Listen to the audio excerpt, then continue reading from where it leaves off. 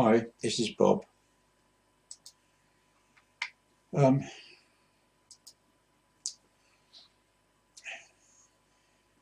Yeah, I'm here, Bob.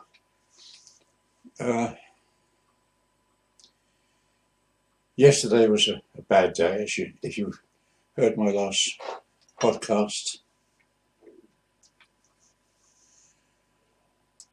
If you heard my last podcast, you'll know that I had very bad stomach yesterday. But I haven't told you much about my Crohn's disease because I think talking about your health is it's depressing, it's boring. Nobody really is that interested. I'm just going to close the door, just a second.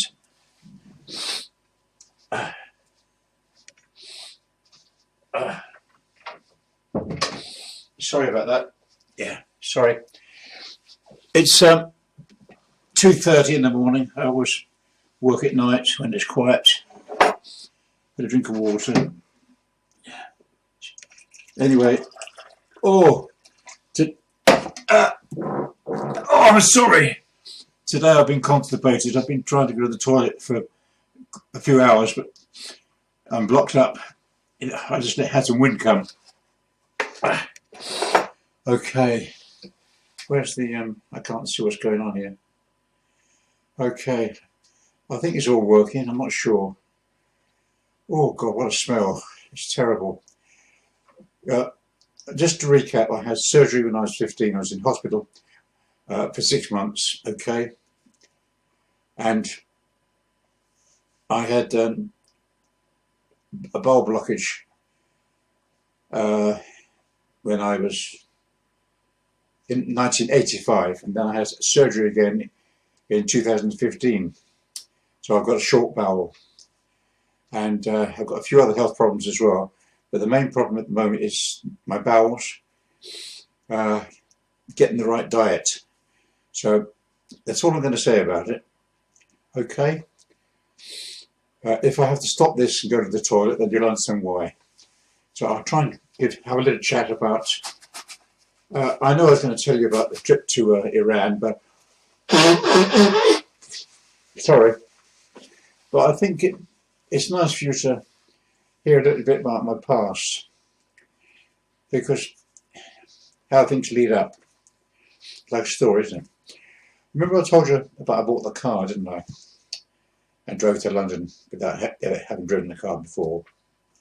Okay. And after I've been driving a few months, I don't remember, at the time, as you probably remember, I didn't have a driving license. There was no tax or insurance on the car. And but I decided I would take my test. So I think I must have had tax insurance, etc. and drive. Oh, excuse me again, my stomach. I got a provisional driving license. Excuse me. So I don't remember driving on my own with L plates, but excuse me. But if I remember thinking to myself, I should take my driving test. I've been driving about a year, I think. I don't know why I didn't bother before, but I think I was about 19, and I thought I've been driving over a year in this old Morris 1932 Morris 8. God, what a car that was. Oh, brakes were terrible. You had to literally stand up, put all your weight on the brake for it to stop. Steering wheel was like this. There was no test in those days, no MOT, no annual test for your car. And I told you, steering wheel had lots. Now you could only have about half an inch of play. And also they didn't even check the tyres. Now you've got to have a certain millimetre depth of tread on your tyres. Is that better? I don't know. Yeah, then no tests, no. And I don't remember ever being stopped by a policeman to say, oh, one of your lights isn't working, or you indicate. I think my car had little indicators that pop out the side, like a little semaphore levers. Whoops. Yeah, quite cute. So a very basic car. The engine in that car used to be fitted to the MG midget as a racing car. So it, it was an overhead camshaft. Overhead camshaft. So it was a good car.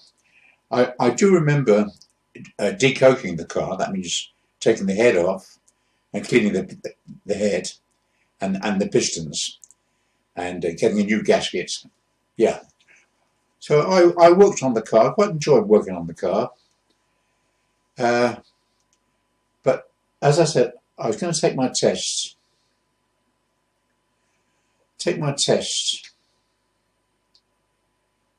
Sorry, I'm just looking what's going on here. Oh, it's not recording. Oh dear. It's not. Oh, it is. It is recording. It's very hard to see what it's doing. It is recording. I don't know. Yeah, it's six minutes. So, all right. Sounds about right, doesn't it? Let's check again. Because I'm using two applications at the same time, you see. Yeah, it's working okay. Okay, so I thought to myself, I'll take an hour's driving lesson with a driving school. Excuse me.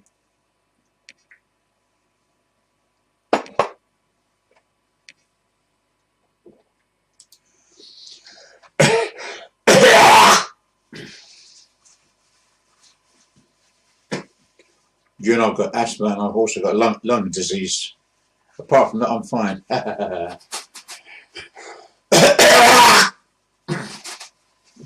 I'm so sorry about this. Last night I got cold because my radiator wasn't working and the room got quite cold. It's been minus 23 out the last few days. But it's going to get warmer in a couple of days. So I have not been able to get out of the house for the last week or two because it's too cold. I can't go out in the cold air. Yeah, I booked an hour's driving lesson. 1 hour's driving lesson. When we finished, I said to the instructor, do you think I'm ready to take the test?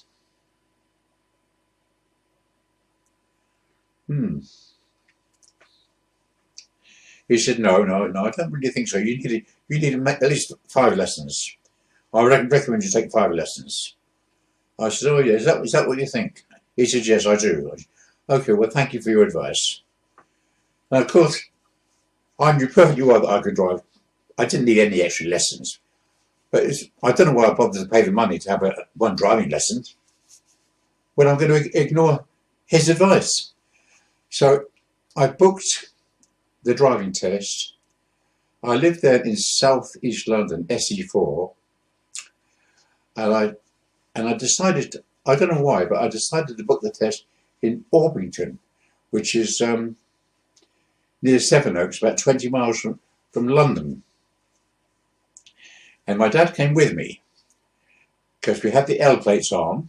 I drove the car, my dad was with me. Good old dad. So we drove to the test centre and went into the office, and the examiner came out and I drove. The examiner was sitting there beside me with a book, like a clipboard, and he making notes. I didn't look to see what he's writing. I drove, and he told me, drive on and take the next turning on the right. He gave me all the instructions where to drive. And I know that, for example, observation is very important. That you should always check your mirror and then indicate and then manoeuvre. Mirror, indicate, manoeuvre. Also, I had the highway code, which I'd studied. You had to know the stopping distance, whether it was wet or icy. You had to know the stopping distance at different speeds, 30 miles an hour, 50 miles an hour, etc. At that time, no national speed limits. At that time, there wasn't even a motor. I'm not sure the motorway opened somewhere about that time, but when they first opened the motorway, the M1, there was no speed limit. Now it's 70, but then there wasn't a speed limit. So let's get back to that test. Is this recording? Let me just check. It is. I'm happy. It is. Weird. Good. And what about this one here? Yes, yeah, they're both recording. Good. I'm recording with the webcam and also with a recording app on Windows 10 computer. Okay. I had to reverse around a corner, which I believe now is not in the tests. I believe now, when you take a driving test, you have to go to a school and pass a written course. But then you didn't. I know, I can remember this very well, that when he said to me, you have to do an emergency stop. I said, okay. He said, when I tap the dashboard on the front like this, I want you to brake as fast as possible. Emergency stop. Okay, I said. He didn't tell me when he was going to do it.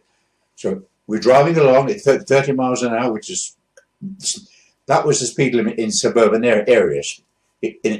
Yeah. So we're driving along, and he tapped the windscreen, and my reflexes were like lightning. They said, ah. And I slammed the brake on, the foot brake, and I stopped so quickly. There was no seatbelts in those days, none at all, because I had hold of the steering wheel. So I was told, the poor examiner, he was flung forward and hit his head on the windscreen. So it's not funny, I know, but honestly, that is what happened. Stopped the car, and he was dazed and said to me, I said, was that okay?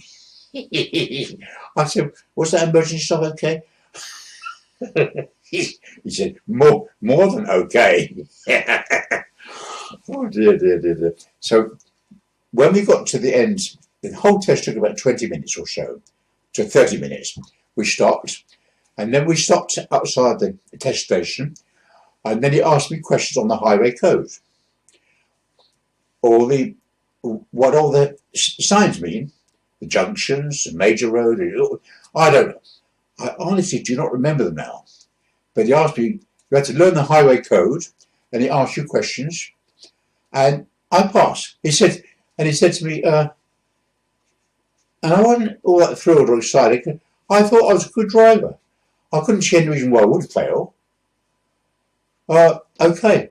So he said to me, thank you, Mr. Gordon, you've passed. Oh, great. So you can guess what happened next. I went into the office where my father was waiting for me. I said, Dad, I passed the test. Let's drive home. Little did Dad know what was going to happen next. It makes me laugh. I think, my dad, he was wonderful. So went outside. First thing I did was take the L plates off. The learner plate on the front and back. Took them off. Chucked them inside the car. I said, Dad, okay, now we go. And whereas I'd driven from London to Orpington, very nice and steady, when I had passed the test, I drove like a maniac. I wouldn't say I was dangerous, but when I was very young, 18, 19, I was pretty crazy. I couldn't stand to be overtaken. I couldn't stand it. If a car overtook me, I'd get into a road race and I'd have to get past. It's childish, it's stupid, and it's dangerous, and it's reckless. I know that. And anyway, got home okay. And my dad didn't say a word. He didn't say slow down. I don't think he did. But I'm sure he must have been, maybe he just understood maybe I'd say, maybe he must have understood my exhilaration at getting my driving license. And as I say, my way of driving was pretty crazy. I thought I was safe, but I took a lot of risks. By overtaking, I'd always been, sometimes there wasn't much time between overtaking and getting back into the lane when a vehicle was coming towards me. And once I was driving in Blackheath, and I was going down a hill with a left-hand bend. And I was doing my usual, I never ever stuck to 30 miles an hour. I always drove 40, 50 miles an hour. I was always speeding. I didn't drink, but I was always speeding. And I overtook 3 or 4 vehicles going down this hill on the left-hand bend, which is terribly dangerous. But I timed it so that I'd get past the vehicles in time enough to get round the bend. Well, I did time it okay, but a policeman witnessed this and he stopped me. And I will say this much, that if a policeman puts his hand up, you stop. I didn't get into a road rage with the police. I stopped, I pulled over, I wound the window down, which I fixed. I wound the window down and he came up to me. He looked at me. I remember this so clearly. He looked at me and he said, "Are you crazy?" I said, "What?" He said, "Are you insane? Crazy?" I said, "No, why? Why did you say such a thing?" He said, "The way you drive, you will never reach the age of 21. That's what he said. He said, "From now on, just take it steady. Because otherwise, you're not only endangering your own life, you're endangering other road users." Okay? He didn't ask for my driving license, nothing. That is true. That is true. Now, I remember when I was about 20, I got a job working for Williams, who were credit drapers. And they provided me with an A35 van,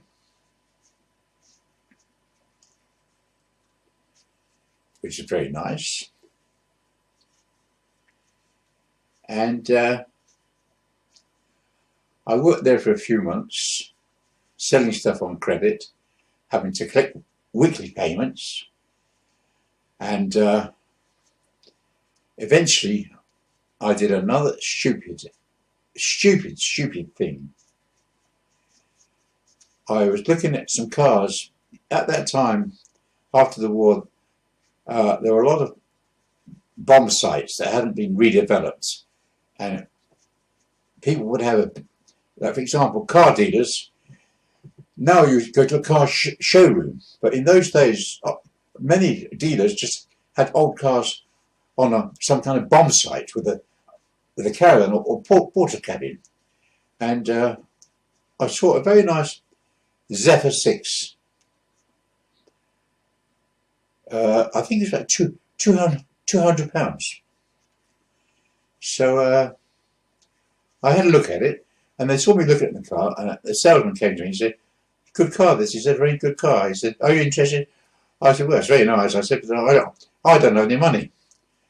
Oh, he said, He said, "Can you come in the office a minute and we'll have a chat?" I said, "Well, honestly, I don't have any money." He said, "We'll have a chat."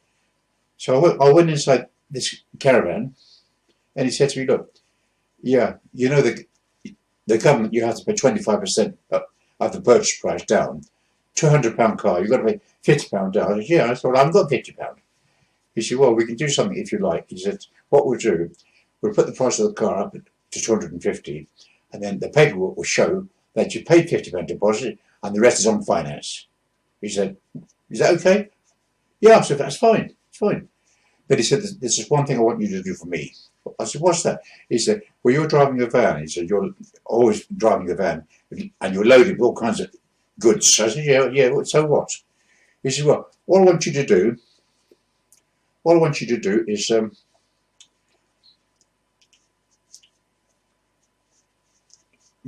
tomorrow, go and park over the road and go and have a cup of coffee. Yeah, I said, yeah. He said, if you do that, you get this car, zephyr 6. I said, no, I knew it was dodgy. I knew it was dodgy. In London, nearly everything was dodgy. I mean, when I was working in advertising, I went down to a basement, a cellar, underground. There was a corridor with steel doors. And I was exploring. And in one room, there was a lot of printing plates. Some were lead and some were copper. But there's a big load of them. Well, I was a very naughty boy, or young man. I decided that this is too good to be true. So with that car that I told you about, I was working then in the Strand. I would go about 3 o'clock in the morning. I used to load up the car not on the seats, but on the back floor. In the back of the car, on the floor of the car. I would always have a big load, copper and lead. And it took me, say, half an hour to load, or so. And by 4 o'clock, I'd gone to the scrap dealer. And I think the scrap dealer's yard opened about 7. So maybe it was about, I don't remember the timing exactly, but I got to the scrap dealer and I got paid about £20 for every load. And I did this several times, day after day after day. And you know that when people are driving around at 3 or 4 o'clock in the morning, it's a bit suspicious. And nowadays, if you did that, you'd be stopped and said, what are you doing? Where are you going? 3 or 4 o'clock. But nobody ever stopped me. Never saw a policeman. Never saw a patrol car. And I got away with it. I did several trips and I emptied that storeroom of copper and lead. And I got £20 every day. Now, my wage at that firm was only £11 a week. And I got £20 for every carload of metal. Okay. So, what was I saying next? So, So I did what the guy said. The next day I parked opposite that car dealer's, went for a cup of coffee. And when I came back, the van had gone, disappeared. So of course, this was in Camberwell, South London, Camberwell. And just near Camberwell Green, there was a phone box. Not far from the car dealers, and not very far from the cafe, and not very far from the van, where the van had been. Within about 100 yards. So I went into the phone box and dialed 999. Got through to the emergency police, and I said, my van's been stolen. Yeah, my van's been stolen. I parked here, went for a cup of coffee. I've just come back and it's gone. So they came for me and they took me to the police station and they questioned me. And they questioned me for hour after hour after hour. I was there from about 6 o'clock in the morning. I was there all night. I tell you the truth, I was a bit scared. I thought to myself, I'm going to end up in prison for this. Because they said to me, we know that you were involved with this. I said, all I did was park my van and went for a cup of coffee. Why would I be involved? I suppose the police knew that this happens so many times. And maybe from experience, they had a pretty good idea that I was involved, but they couldn't prove it. And we had one very nasty man who said, you know, you can go to prison for 3 or 4 years for this. I said, well, I'm not, it's nothing to do with me. I just parked the van. I kept repeating the same story over and over again. And then I had the nice man say, look, the nasty man went out, and the nice man came and said, look, it's far better that you tell us the truth now. If you confess to this, he said, and this is your first offence, he said, you'll only get maybe a 6-month sentence. I said, honestly, I'm not involved. I had no idea what you're talking about. I parked the van, when I went for coffee, and it disappeared. Eventually, at 7 o'clock the next morning, they released me. Now, what I didn't tell you is that as I knew that the van was going to be stolen, when I had loaded the van from the shop in the morning, I had taken a lot of expensive jewellery, watches and rings, and very expensive diamonds. And I put all this stuff into a small box about 8 inches by 4 inches and 4 inches deep, a metal box, which I had already planned. I put all this expensive stuff in this box,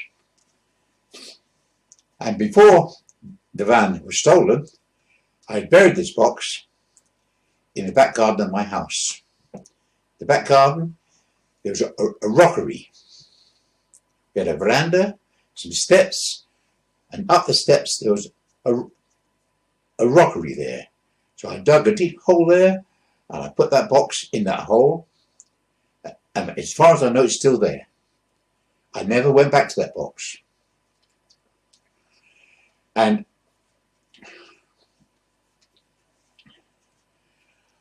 I did get the Zephyr 6. I did. And I don't believe I ever made any payments on it. How I got it, I don't know.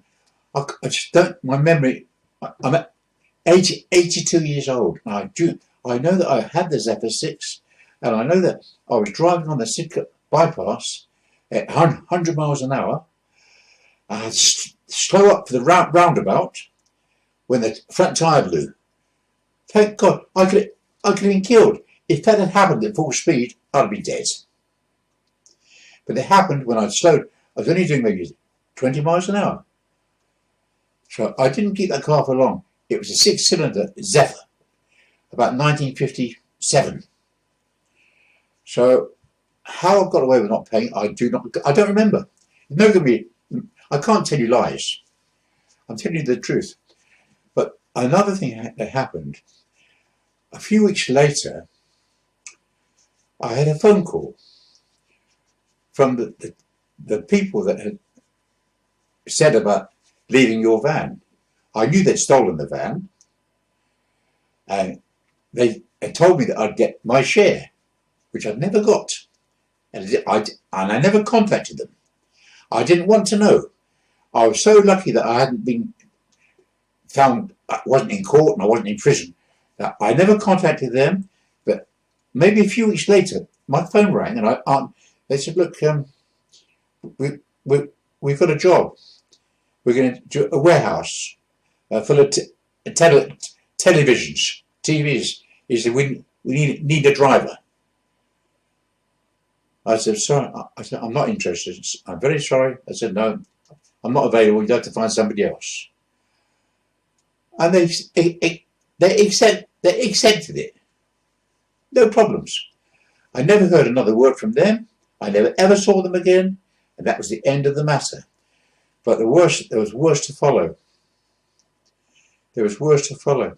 Because in the months that I'd been working as a tallyman for Williams, I was their top salesman, and they'd made me into a suit.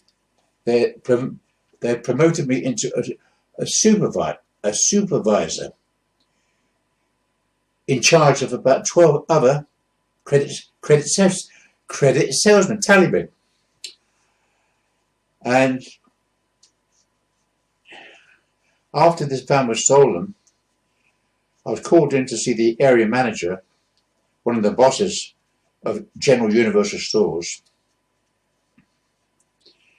I went in there, and he said to me, what do you have to say about this van disappearing? He said, we know you're involved. I didn't say anything. I just was expressionist. He said, we know you're involved. And one thing, to work as a credit salesman, you had to have an insurance bond.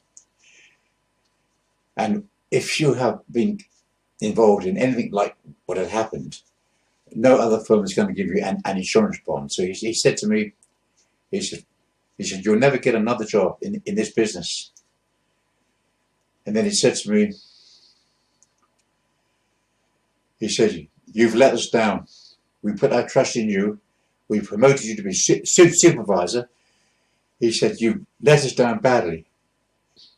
He said, but more than that, you've let yourself down.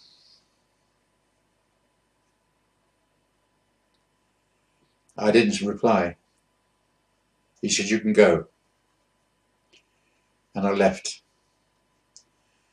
That was the most terrible feeling I had, that I'd let myself, not only had I let the firm down, I'd let myself down. I was only about 20 years of age.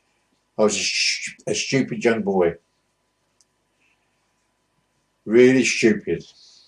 I could have ended up in prison. And the way I drove, I could have been dead many times. But I think now, that's as much as I really want to say about this. Let's just check how long it's been running for. 31 minutes. I think I'm going to say thank you very much for listening, and keep well, and bye for now.